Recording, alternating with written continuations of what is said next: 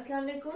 आज का हमारा टॉपिक है फोटो सेल, जो कि फिजिक्स का जो है वो चैप्टर नंबर 18 इलेक्ट्रॉनिक्स से लिया एक टॉपिक है। लेक्चर को स्टार्ट करने से पहले मैं आपको बताती चलूं कि आप मेरे चैनल को लाइक करें, शेयर करें और सब्सक्राइब करें और बेल आइकन पे क्लिक करें ताकि आपको नए आने वाली वीडियोस की नोटिफिकेशन भी मिलती रहे। तो आज का हमारा टॉपिक है photo cell.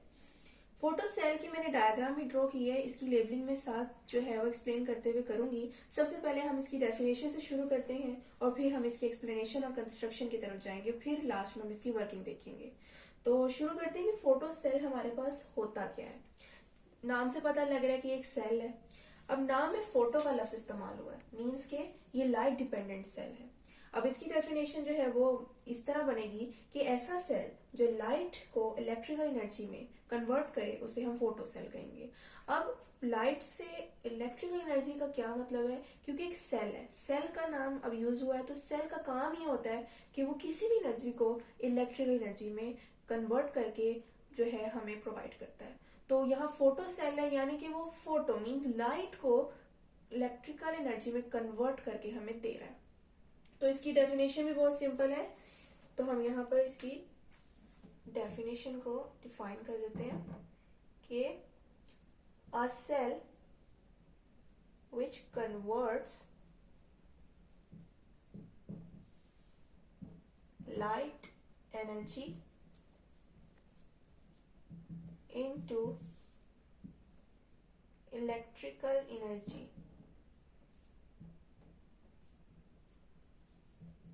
is called a photocell। तो ये हमारे पास फोटोसेल की डेफिनेशन है। अब हमने देखना है कि किस प्रिंसिपल पर जो है ये वर्क करता है।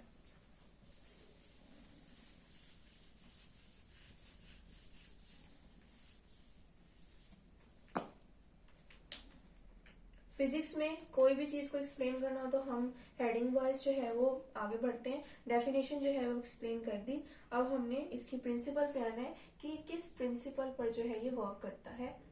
तो इसका प्रिंसिपल बहुत सिंपल है कि ये फोटो इलेक्ट्रिक इफेक्ट,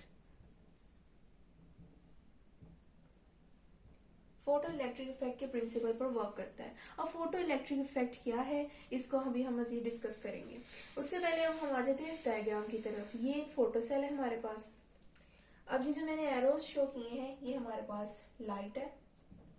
अब ये इंसिडेंट लाइट है जो कि किस पे इंसिडेंट हो रही है, कैथोड पे, जो हमारे पास एक मेटल है और ये एक सिलेक्टिव मेटल है जो कि उस रेंज के मुताबिक है जिस रेंज की हमारे पास लाइट इंसिडेंट हो रही है।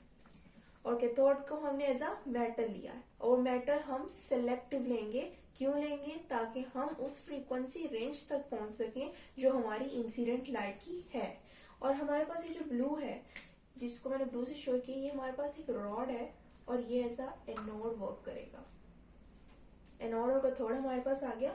और इसका जो सिंबल है हमारे पास, जो सिंबल फोटो एमिसिव सेल का जो सिंबल होता है वो मैं यहाँ पर आपको रफली ड्रॉ करके दिखा दूं कि यूं होता है,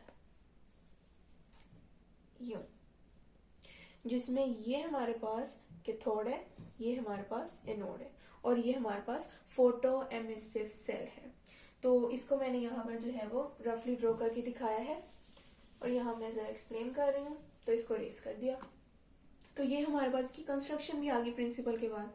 अब हमने इसकी वर्किंग देखनी है कि किस तरह हमारे पास लाइट एनर्जी को इलेक्ट्रिकल एनर्जी में कन्वर्ट करता है और हमें प्रोवाइड करता है। इलेक्ट्रिकल एनर्जी क्या होता है कि इस पे जब लाइट फॉल करती है तो कैथोड, जैसे कि हमें पता है कि मेटल्स हैं और मेटल्स की खूबी होती है कि वो आसानी से अपने इलेक्ट्रॉन्स लूज कर देते हैं, क्योंकि उनकी वैलेंस शेल में लूजली बाउंडेड इलेक्ट्रॉन्स मौजूद होते हैं।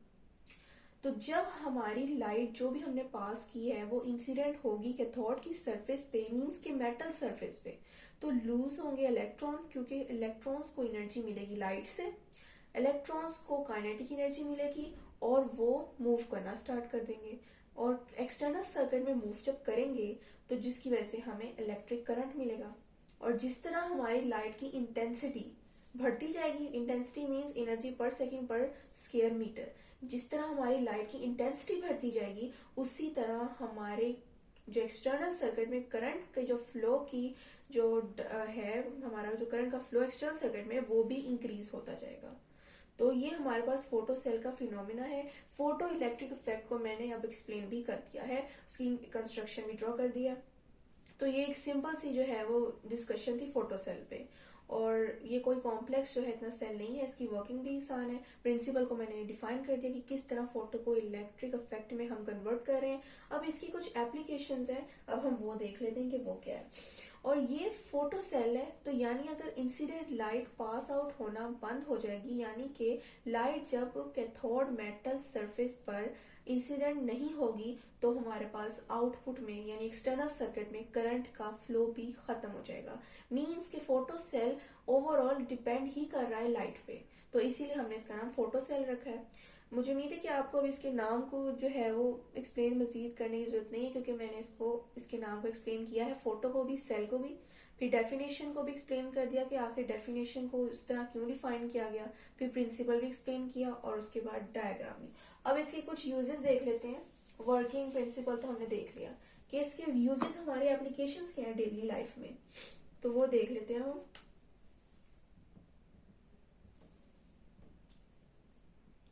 एप्लीकेशंस ये भी बहुत सिंपल है। हमारे पास पहली एप्लीकेशन है सिक्योरिटी सिस्टम्स। ये सिक्योरिटी सिस्टम्स में इस्तेमाल होता है। इसका इतना ब्रीफली हमें जो है वो हमारे सिलेबस में दिया हुआ है कि कोई इतनी खास एप्लीकेशन की जो है वो एक्सप्लेनेशन नहीं मौजूद, कि ये अब हमारे पास उन्होंने लिखा है सिक्योरिटी सिस्टम में यूज हो रहा है। दूसरा हमारे पास इसकी जो एप्लीकेशन है वो है काउंटिंग सिस्टम में।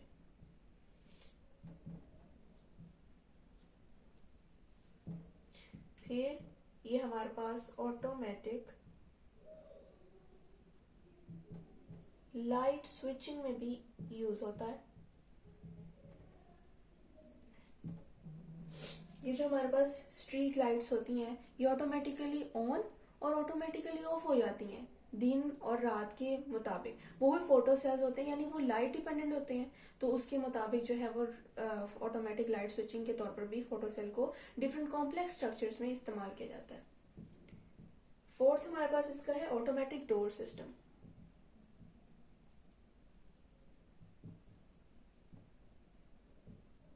डोर्स में फोटो सेल्स इस्तेमाल होते हैं डिफरेंट पर्पसेस के लिए। और एक्सपोजर मीटर फॉर फोटोग्राफी।